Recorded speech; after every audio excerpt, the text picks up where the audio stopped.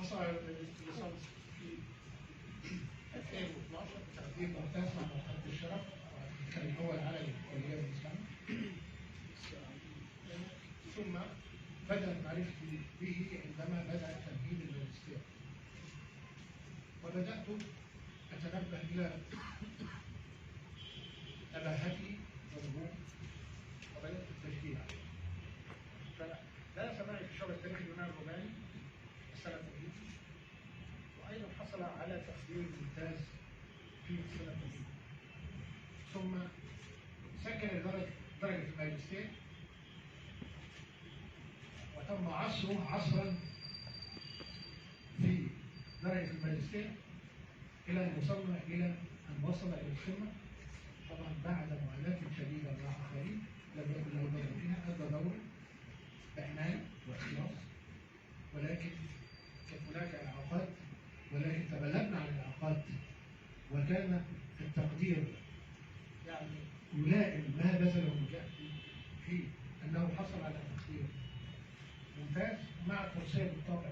مع التوصية طبعا الجامعة لا تبيح الطبع، ولكن تبيح تبادل الرسائل. هذا ما تم، وكان طبعا أخي وصديقي الدكتور مصطفى زايد ممن شاركوا في مناقشة درجة الماجستير.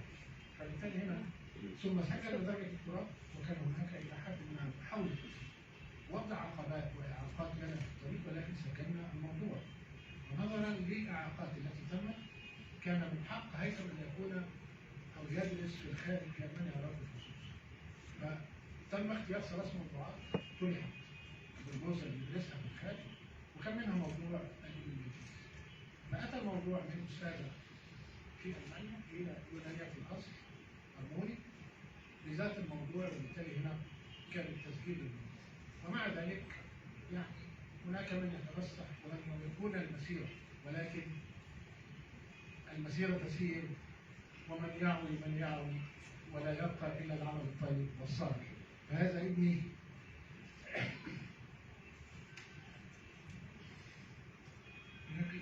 بشكل مباشر عندنا فرحا وليس شيئا أن يتوج هذا اليوم أن يكون في هذا الموقف.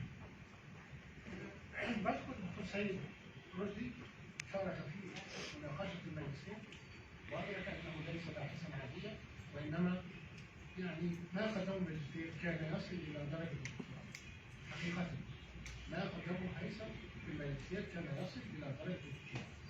وللأسف أنا آسف أقول الكلام ده، إن كثير من الزملاء فرطوا في جانب من العلم، وكثير من الزملاء يشرفون على رسائل، والطلاب يتخرجون ويحصلون درجة الدكتوراه لا يعرفون كلمة حتى في اللغة اليونانية ولا اللغة اللاتينية، اللي هي بذور المعلومات الخاصة بنا بشكل آخر.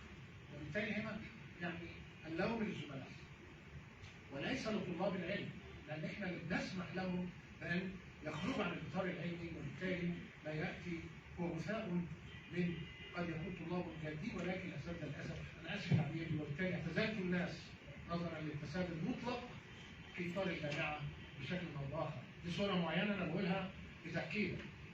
يعني للأسف لدينا فساد هائل في عملية البحث العلمي بشكل أو بآخر. يعني تجربة، يعني حد هيبقى في جامعة القاهرة ولا يعرف كلمة واحدة من اللاتينية ولا اليونانية، وحصل الدكتوراه. وراح يتعرف في جامعة القاهرة الأم، جامعة القاهرة الأم. فبالتالي في الهم مدعيين، في الفرحة في الغالب منسيين، لأن يقول لك بالك ما بعرفش أبوك، أنا ما بعرفش أبوك. العلم هو العلم، وخيركم من تعلم العلم وعلمه. أنا آسف على المقدمة الطويلة دي، ولكن الشؤون هي التي دفعتني إلى هذا. طبعا يعني شرفني أن يكون معي أخي وصديقي الدكتور سيد رشدي، وأيضا زميلي وأخي وصديقي الدكتور حسن الجديد. من منكم يبدأ؟ حسن ولا هيثم الأول؟ معلش معذرة. I think 15 minutes, not more than 15 minutes. You said 18 minutes? No, you have to press yourself. Finish. Okay? بسم الله الرحمن الرحيم. Egypt was governed by the Ptolemies from 323 BC until the Roman conquest in 30 BC. The main aim of the Ptolemies, especially the first three kings, was to make extensive use of the Egyptian resources to strengthen their position in the Hellenistic world. For this purpose, the Ptolemies developed a well-coordinated administrative and financial system. The Epimenides was a prominent administrative official at the known level of that system. The Ptolemaic administration in general and the Epimenides in particular have not received adequate attention from scholars so far. The Epimenides was first discussed very briefly by Maspero in his study Les Finances de l'Égypte sous l'Égypte. Boucher-Leclerc in the Histoire de l'Égypte, Volume 3, mentions the Epimenides in some pages of his study. Wilken, in his Grundzüge, also discussed very briefly the Epimenides, besides some comments by him on some editions of documents in the early issues of the Archive for Papyrus portion. Of this earlier literature on the Epimenides, the longest discussion of the subject was done by Guernica, Die Sondergerichtsbarkeit in griechischen Ägyptens mit Rechtsvergleich in den Ausblicken, page 90 to 94. The common denominator between the mentioned works in its dealing with the Epimenides is that, besides its very brief dealing with the subject, they focused only on two functions of the Epimenides: his function in agriculture and his function in receiving reports of real estate declarations. It is, of course, the effect of the documents available at that time. A quick look at the editions of the documents that mention the Epimenides, which appeared after the previously mentioned works, shows that the Epimenides was not a subject of a comprehensive study. For example, Papa Thomas in P. Heidelberg 7 stated that das Amt des Epimenides ist bislang noch nicht Gegenstand einer speziellen Untersuchung gewesen.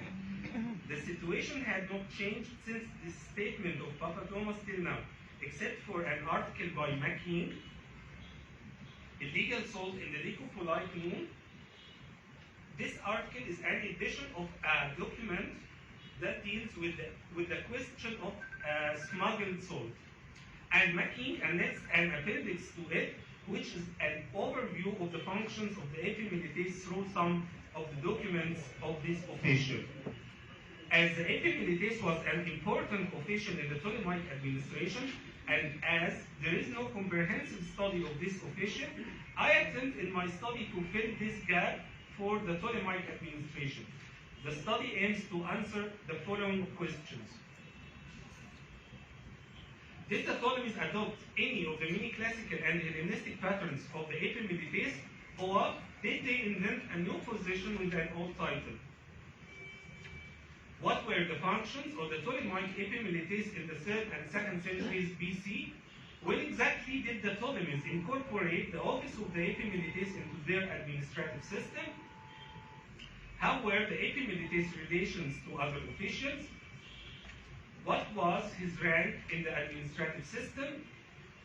Did the office of the Epimenides disappear at some point of the Ptolemaic history, or had the Epimenides office continued in its functions from the constitution of the office to the end of the Ptolemaic rule? Who could be able to occupy this position? And were there any required qualifications for persons to occupy this position? Also, was occupying this job confined to Greeks, or were the Egyptians allowed to occupy it? To answer the previous questions, I divided the study into 6 chapters, 4 appendixes, in addition to a conclusion of all results that have been reached and a bibliography.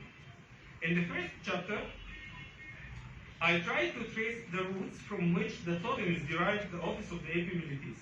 I discussed first the general usage of the term Epimenides in the classical world, and then the usage of the term as a job title as it comes in several literary sources. In the second chapter, I collected all documents of the Epimenides in the 3rd century BC. There are 31 documents that mention the Epimenides in the 3rd century. These documents are arranged chronologically and followed by a brief description of the content of each individual document. I commented on some dates of some of these documents, and some readings were checked from photos. The arguments about the unconvincing readings can be checked in the notes of this chapter. In the third chapter, I analyzed the documents of the Epimelides in the 3rd century BC. This chapter is divided into two major points: the functions of the Epimelides in the 3rd century BC and the date of the incorporation of the office into the Ptolemaic administration. We have 107 documents of the Epimelides in the 2nd century BC. The 4th chapter is a displaying of these documents. Some of the dates have been checked and redated. Some rereadings also can be found in the notes of chapter 4, as well as attempts to fill some gaps in some documents. These 107 documents are analyzed in the 5th chapter, which I devoted to the functions of the Epimelides in the 2nd century BC. The last chapter is devoted to answering the question of the relation of the Epimelides to other officials, in addition to 4 appendixes that are annexed to this study. The study of the Epimelides in Ptolemaic Egypt proves that the Ptolemies were not isolated from the sphere of the Greek world. When the Ptolemies wanted to create a position that its holder carries out several duties in the financial and administrative system, they found what they wanted in the counterpart classical and Hellenistic administrative systems, especially the administrative system of Athens. The date of the incorporation of the office of the Epimelides into the Ptolemaic administration is controversial. The office of the Epimelides was an innovation of either Ptolemy III Euergetes or Ptolemy IV Philopator. According to what I have discussed in chapter 3, I prefer the innovation of the office by the latter king, I mean Ptolemy IV Philopator. The Epimelides carried out several duties in the Ptolemaic administration. In the 3rd century BC, the Epimelides was involved in the process of grain transport. We also encounter him involved in the administration of the Clerophic land. The Epimelides is also attested playing a function in land auctions, tax farming, controlling state expenditures, and receiving reports of red state declarations. When we move to the functions of the Epimelides in the 2nd century BC, we find a continuation of almost all functions that had been carried out by him in the 3rd century BC. The documents of the 2nd century BC show the emergence of new functions, whether it is because the relatively more documents that we have from the 2nd century BC than these of the 3rd century, or because of the assigning of new tasks to him in the 2nd century, we do not know. But one may assume that the two factors together are not excluded. Some of the functions of the Epimelides in the 3rd century BC became well attested in the 2nd century. For example, the function of him in grain transport. On the other hand, some other functions became poor attested, as for example, the function of the Epimelides in receiving property declarations. In my view, this can be attributed to coincidence that preserved for us a larger number of documents from the 3rd century BC or vice versa regarding this or that function of the Epimelides. The Epimelides appears in our documents having direct relations to the officials of the 3 levels of the Ptolemaic civil administration: the central, the nome, and the district and village administrations. For his relation to officials of the central administration, the Epimelides was lower in rank to the Dioikites and the Strategos. The Hopodioikites was senior to what I supposed to be a subordinate Epimelides in the temples. We do not have evidence for a seniority of the Hopodioikites over the main Epimelides. At the nome level, the Epimelides was on top of the financial administrative system, probably just lower to the Strategos. The documents don't tend to show a seniority of the Epimelides to the Oikonomos and the Basilicus Grammatos. The documents explicitly show a seniority of him over the non-Zitologos and the Trapezites. At the district and village levels, at the district and village levels of administration, the epimelitis is attested to have direct relations with the top grammatois, the district zytologos, the comarcase, the comogrammatois, and the village zytologos. Our documents show a seniority of the epimelitis to all mentioned officials. In addition to the epimelitis relation to financial and administrative officials, he had also direct relations to military officials, the police officials, and the primatistai. The documents do not show a seniority of the epimelitis over the military officials, nor do they show the reverse, but rather a relation between independent departments. The same can be said about the relation of the epimelitis to the primatistai. On the other hand, the documents show a seniority of the epimelitis to the police officials. The epistates, the articulacites, and the phylacitai appear as answerable to him. Documents show that the holders of the position of the epimelitis in the 3rd and 2nd century BC carried Greek names, and in spite of the well-known fact that names are, after the 3rd century, not anymore indicators of ethnos, of their carriers, it can be concluded that this position, at least in the 3rd century BC, was confined to just Greeks. This conclusion matches the general practice of the Ptolemies of assigning important positions to Greeks. We do not know anything about the qualifications needed to hold the position of the epimelitis, nor do we know anything about his salary. It is only Bishtrasburg 2105 that gives us some information about the salaries of some ordinates working in the office of the epimelitis. Such important official with these so many functions is expected to be promoted to higher positions in the Ptolemaic administration after fulfilling his duties as an epimelitis. I tried to trace the people who held this position to figure out any promotion of any of them to a higher position. Unfortunately, nothing could be concluded. So far, our documents show only the movement of some epimeliti between different nomes with the same job description. So far, the last attestation of the epimelitis in Ptolemaic papyri comes in BT 272 from 113 BC. The second half of the 2nd century BC attested the shrinkage of the importance of the epimelitis for the favor of the epitome prosodon. Up to now, no mention of the epimelitis in the documents of the 1st century BC. It is possible that the Ptolemies abolished this position during the last century. The office of the epimelitis reappeared once again in the Roman period when an epimelitis is mentioned in the Michigan 5 to 144 from AD 43, but this Roman epimelitis is a different story. I am so grateful and indebted to Professor Cornelia Ruma. Since 2013, I have been a student of Professor Ruma when I joined her Greek and papyrology courses at Ancient University. Since then, I have been overwhelmed by the generosity both of her time and with her effort. Besides Ancient Greek, Professor Ruma supported me in taking a series of English and German courses. In 2018, she honored me by agreeing to supervising my Ph.D. dissertation as the first Egyptian student to get this honor. Many views and conclusions that have been reached in my study are a result of long discussions with her. I also thank her for correcting the English.